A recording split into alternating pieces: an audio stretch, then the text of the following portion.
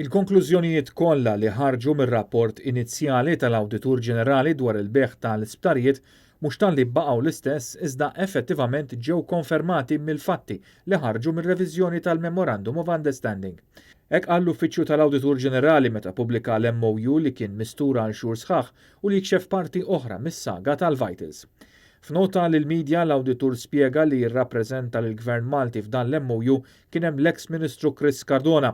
Il-parti l-oħra kienu l-iżviluppaturi u l-operaturi tal-proġett propost, rappreżentati minn Mark Edward Pawley, direttur ta' Bluestone Special Situation 4 Limited, Ashok Ratihalli, direttur ta' AGMC Incorporated, kif ukoll Mohammed Shoaib Walajahi u Chowdhury Shawkat Ali fil-kapaċità tagħhom bħala diretturi ta' Pivot Holdings Limited.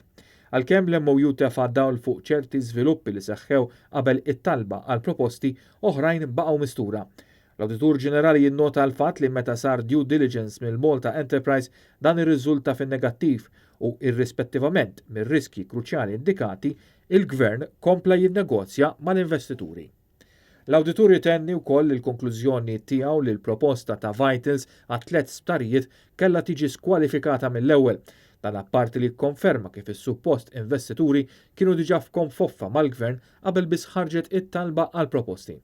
Minkejja dawn il-fatti kollha, il-Prim Ministru Robert Abela qed jibqa' stinat li jżomm il-kuntratt skandlu tal-isptarijiet li qed jiswa lill-poplu miljuni kbar kull sena.